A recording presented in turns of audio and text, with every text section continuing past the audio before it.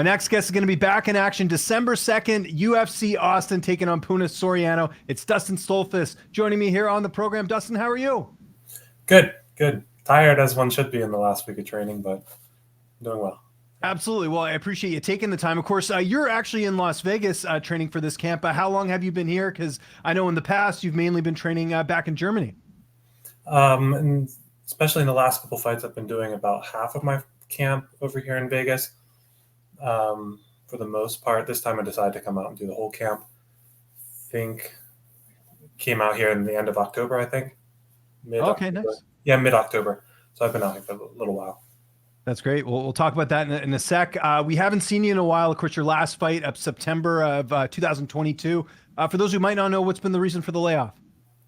I got COVID twice since then. Oh, so damn. That's been 4 times in total I've gotten COVID. And this time I got long COVID both times as well. So right when I was starting to feel better back in March, I was feeling good. I was hoping to do a grappling tournament to sort of test the system and then get in contact with the UFC and look for a fight. Got it right away again. So that put me out until about June.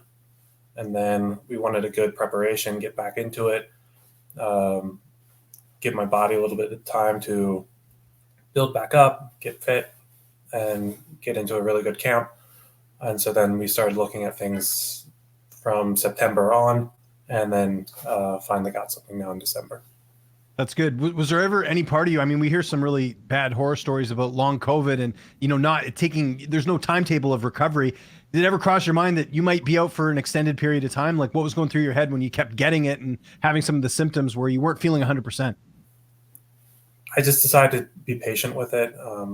As I said, this was the 4th time that I've had, or 3rd and 4th time that I've had COVID, and the 2nd and 3rd time that I had long COVID. And I know how it feels to fight with long COVID. I did it in my Dawkins fight, and I will never do that again. So I was going to be patient. I was going to take my time. I didn't feel like going into the cage again, giving a lackluster performance, especially coming off of a loss, and feel like I'm going to die. So I didn't want anything to do with that. So I just decided to take my time. Good for you, man. It's good to be patient because, again, you don't want to put yourself in a bad spot. Just quickly, you referenced the fight there, and it was a while ago, the fight with Abus Magomedov. I know there was a lot going into that with, I remember we spoke before that fight, and obviously for the German fans, it was kind of a fight they didn't want to see because it was you two were both sort of the big names from Germany there. What did you take away the most from that fight? Was it just, simple, you got caught, or how do you look at that performance going forward? It was just sort of upsetting as it was sort of in my backyard. Paris isn't far away from where I live. So I had friends and family out there, and I was excited to go out and perform. Abus is a good fighter, but as we've seen after his fight, our level is pretty close. And so it should have been an awesome fight for the fans, and a good fight for both of us to show our skill set. And then I got a toenail through the lip in the first real strike of the fight.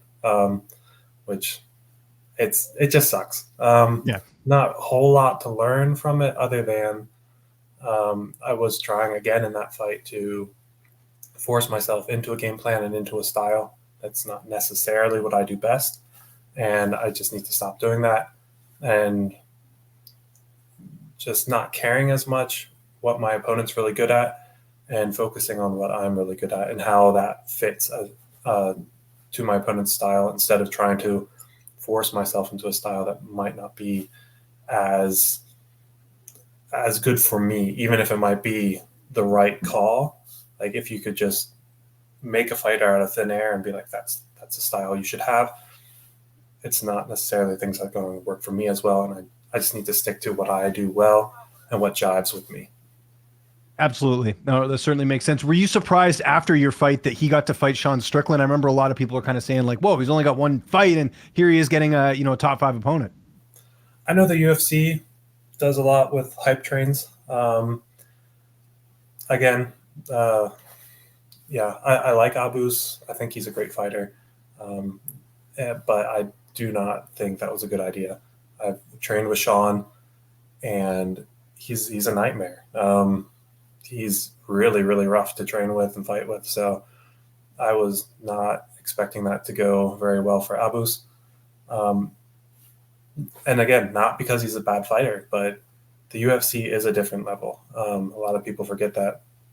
You can be a world beater on the regional scene or on the smaller promotions, much as I was, and then you come in and you just sort of flounder because the level is higher. And even if you're at that level, the experience is higher. So again, using myself as a bad example, I mean, I've gone in, I've been winning fights, and usually at a place where I could just sort of ride that out or get a finish because I've broken the person, then I would go and be a little greedy and then lost the fights. And so it's definitely an adjustment that needs to be made. And I think he'll do it. I think he'll be fine. Let's talk about Puna Soriano, your opponent. Stylistically, obviously, he is very good at striking. He's a good wrestler as well. How are you looking at this fight as far as what you bring to the table against him? I think it'll be exciting. Puna is definitely a hard hitter. So if things go his way, it'll be probably an exciting knockout or at least exciting. Yeah. But I think I am more technical standing in the clinch and on the ground. I just need to make sure that I cross my T's and dot my I's and that I stay clean and stay technical and work what I do best and find an opening. Because that's the thing with explosive guys. They're explosive because they're open. So it can be a weapon and it can be a detriment as well. So you just need to find those openings and exploit them. With him also training in Vegas, have you ever seen him around like at the PI or anything like that? Or have you kind of, avoided him at this point just because of where you're training and where he's training? Oh, we see each other a lot. Oh, you do? Okay. Yeah. How is that? Like, that must be kind of interesting, right? It's sort of weird, but we're both pretty friendly. So it's not a problem. We're not picking fights at the PI. It doesn't really make sense. We don't get paid for that. No, he's cool. He seems super nice. Well, that's just it. He's a super nice guy. You're a really nice guy. I can't see there being a conflict there. You guys seem like, which, makes for an interesting fight because, I think outside the cage, both of you very nice, very violent inside the cage in a good way, right? So, yeah, that's exactly the goal. You go in there and leave it all behind. And then afterwards, I mean, I'm planning to train at Extreme again. I think we've sparred before, Puna and I.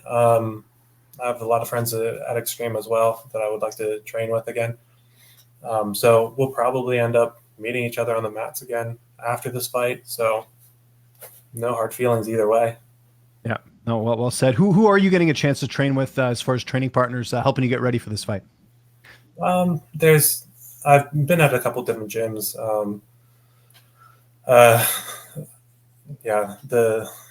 The bigger names that I've been training with, a little bit with Khalil, he's fighting on the same card as I am. Trained a little bit with D-Rod, not a lot.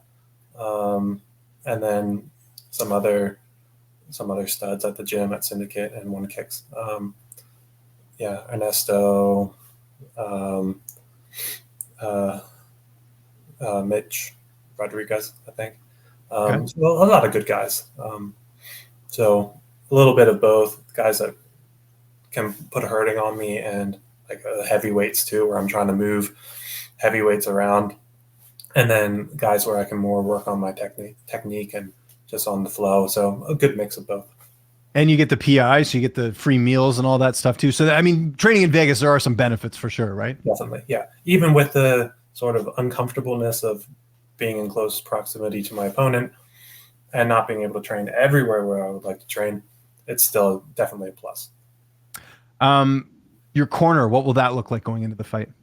My corner is two of my coaches from Germany. They're flying over, and my brother. Oh, awesome. Well, that's cool. So the same corner I had against my fight, or in my fight against Dwight. So my grappling coach, Dominic Englert, training partner of mine, Isa, and then my brother. How do you see this fight unfolding on December 2nd? Well, without going into too many details, For sure. As I said, I think I have the technical advantage everywhere. So I just need to find the openings in his striking to either counter strike, get it to the ground. Obviously, fairly well known for being a good grappler. So if I can get it to the ground, I think I have an advantage. But I'm not worried too much about standing. So we'll see where it goes. After this, not looking past obviously the fight itself, but is the plan to go back to Germany for the sort of the holiday season, or what do you have sort of lined up after this? I got a whole bunch of stuff lined up. I'm visiting my family while I'm over here. I always try to do that. I still got most of my family over here in Pennsylvania, East Coast. And then afterwards, head back to Germany, spend some time with my family and friends over there, and then visit my sister over in India. So they'll be traveling a lot. That's awesome. That's great. And then I imagine next year probably want to keep active just because, like you mentioned there, had the long COVID. Are you sort of thinking like, go back, recharge the batteries after this fight and then kind of get back into it maybe early next year? Well, have you sort of thought about that side of it? I guess it depends on this fight too, right? It depends so much on this fight. Yeah. I tend to overtrain a good bit in fight camp, so I need a little bit more time than a lot of other people, especially if they give me like 10, 11 weeks like they have this time, which is great. But I can't keep myself from getting into fight camp mode right away. So I tend to feel pretty wore out by the time the fight rolls around. So we'll see. We'll see how I feel. We'll see how it goes. But spring would be great if everything works out well. Okay, that makes sense. Awesome. Yeah. And you have a couple more fights on your contract, right? Because I know you have obviously this fight. You had the fight before because you're on your second contract, if I'm not mistaken, Yeah, right? second fight of second contract. There you go. Yeah, the contract hardly means anything. No, I know. It's nothing's guaranteed, right? No, they can let me go whenever they want. So for sure. No, absolutely. Downtime. What's that looking like in Vegas? I know training is taking up a lot of it. I'm sure you're getting in your naps. What are you doing when you get that bit of free time? You strike me as a guy who reads a lot. Is that accurate? I used to read a lot, yeah. Okay. But after I did my master's, I just stopped. you're all booked out. I understand it. I don't hardly read anymore. I like audiobooks. Okay. So I've plowed through a couple audiobooks since I've been here. And whenever I have the energy and time, I get out and hike. You're a hiker. Nice. Yeah. I try to get outside as much as I can. I don't have the energy to do a whole lot. As I said, I'm a chronic overtrainer. So it's a lot of just eating, sleeping, training, rinse and repeat. Good stuff. And also punching people in the face. And we're looking forward to seeing more of that December 2nd, UFC Fight Night. Dustin, appreciate the time. If there is anyone you want to thank before we get out of here, any sponsors, any social media you want to mention, I'll give you the last word. Not really. I mean, obviously, as all fighters, we're just the tip of the iceberg. Got so many people behind me back in Germany, here in Vegas, and couldn't do it without you. So you know who you are. I appreciate you all.